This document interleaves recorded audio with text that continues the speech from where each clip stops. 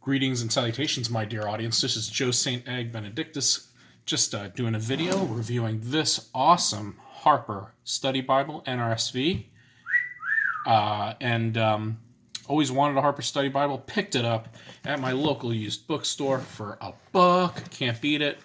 Always wanted one, as I mentioned, and I'm going to review this briefly, but then I want to compare it to two other Bibles it reminded me of, and want to do comparison for not only the sake of the video, but also for the notes, just to show you, just to compare them, of course. When I started reading this, I said, this is very much familiar in size to my NIV Study Bible.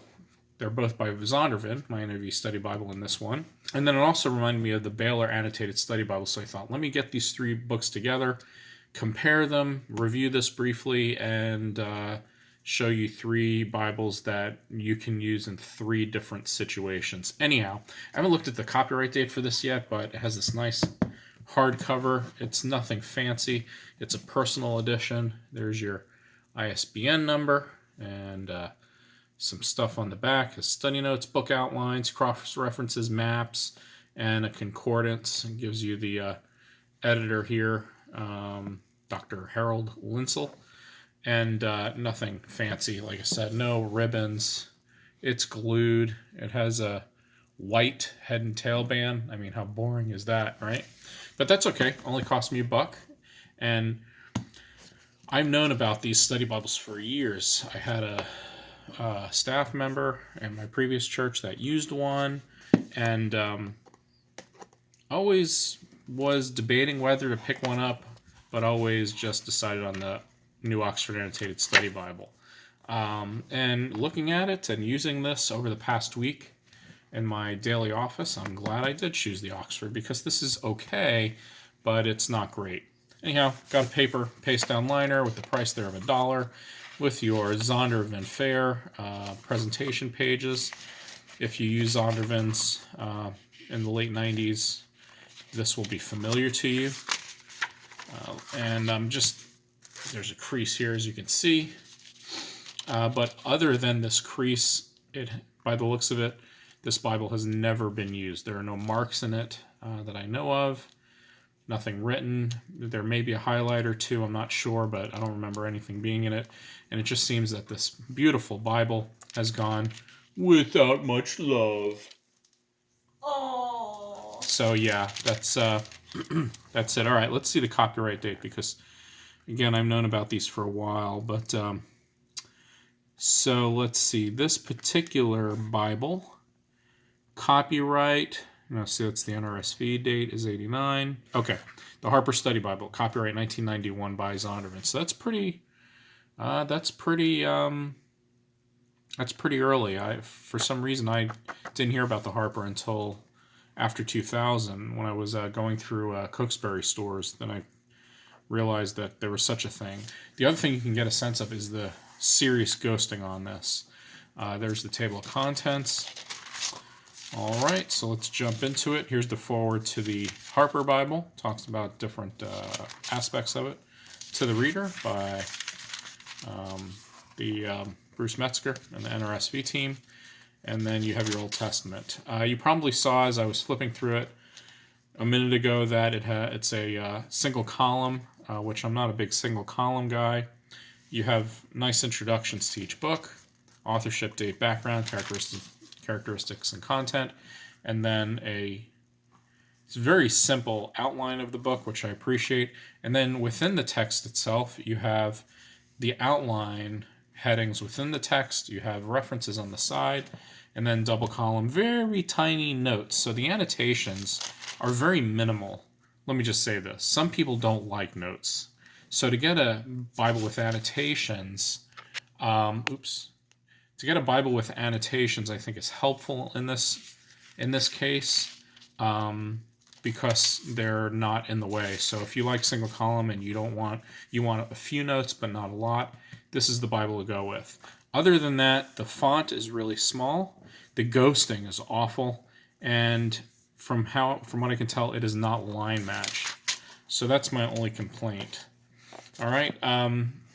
The lectionary the day after Ash Wednesday was The evening prayer was Psalm 29 and 30. So I I looked at, and that's what I compared it to. So if you read Psalm 29 and 30 and read the notes, it gives you just very basic notes about the context of the psalm, but it doesn't give you really anything scholarly. Here it does say that the Hebrew word for flood in 29:10, Mabul, is used only here and for the Noahic flood. But then it gives you an opinion. God did sit on the flood in the sense that he was the judge pronouncing justice in the wicked world. This judgment is enthroned as king. This judge is enthroned as king forever. He will judge the world in righteousness at the end of the age. It's too bad that they didn't have a reference to Revelation 19, 20, or 21, or 22, where God was sitting on the crystal sea, but that's okay. So it's very basic notes. Again, if you don't like notes, this is the Bible to go with. Okay? All right. Now to compare these notes, which again, very minimal, very small font, I'm going to pull out my old NIV Study Bible. This is really a long time ago, and you can see that the size is comparable. Okay? Same size. This is a little bit over. It hangs a little bit over, but not much. And text block is very much the same, as you can see, comparable.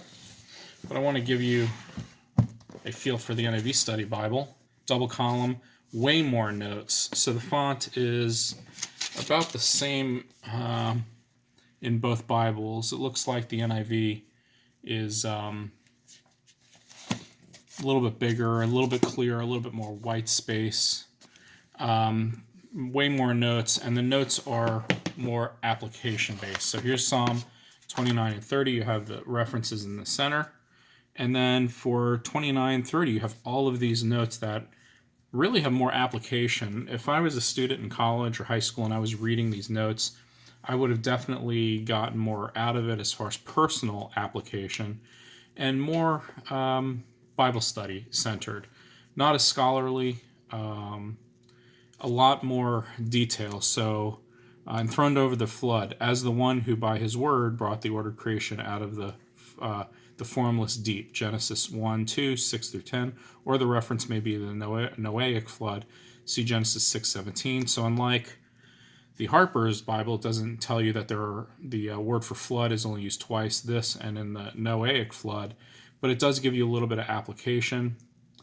Also in 30, verse 1, out of the depths, vivid imagery associated with distress with the depths, so expressive of universal human experience is common in the Old Testament, and it gives you a bunch of cross-references in addition to cross-references in the Bible. The thing that becomes distracting with this study Bible is if you look in the text, it gives all of these little letters that refer you to the cross-references, and when you're reading it, it gets really distracting. But I love this Bible. I've had this forever. I mean, I've had it since I was in high school. Now, the last Bible I want to compare it to is the Baylor Annotated Study Bible, which is a green pleather. It has the ribbon, it has the edges like that. This is the Harper, and this is the Baylor. It's about a ½ inch wider and a ½ inch taller. See that there? Can you see that? Oh, right. So with that, the font is bigger, very clear. The annotations are very minimal. Okay, here's Psalm 29. Nice ribbon. 30. You see how clear that is. There is a little bit of ghosting, not much. It's all line matched. Beautiful font, beautiful layout. No cross references though. That's the only thing. But the notes is where the real good stuff is. For each psalm, it gives you what kind of psalm it is. Okay, each psalm can fit into a genre of about 6 psalms. This one, for instance, is an enthronement psalm. So the Lord is enthroned over the storms. This is Psalm 29, an enthronement psalm, celebrating the kingship of God. It talks about how the covenant name of God, Yahweh, appears 18 times. There's a fourfold invitation or threefold invitation for the heavenly beings to give glory to God. Here it talks about Kadesh and giving its location.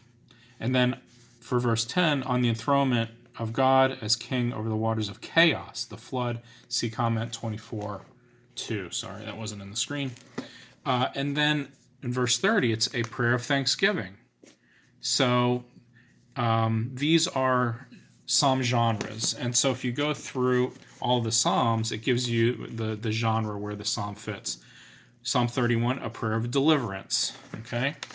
So if you go to, say, Psalm 70, Psalm 70, a prayer of deliverance, an individual lament. That's the genre. Oh, sorry, I keep getting out of the screen. The genre of the psalm, an individual lament. Okay? Psalm 71 is a prayer, is only one of 6 psalms in the book, 1 to 2 of the Psalter without a superscription. The psalm makes use of other psalms, creating an anthological style. So the thing I really like about this Bible is it gives you the genre, which I think is very, very important because you want to know where it fits in the psalm. But I think if you're looking for a critical study Bible that has more advanced notes, this would be your best bet. It is the Baylor Annotated Study Bible in the Revised Standard Version. If you want more application, more life application, the NIV Study Bible is without fail. Then the new Harper that I just got for a book gives you very minimal notes, but if you're a single column guy, you like the NRSV, it has cross references. And if you don't want a lot of notes, go with a Bible that just has annotations, which you can get. The Harper Study Bible has annotations, the Baylor, and then the New American Bible I had reviewed a few weeks ago or months ago, depending on when this comes out, also gives you just minimal annotations so that it does not get in the way.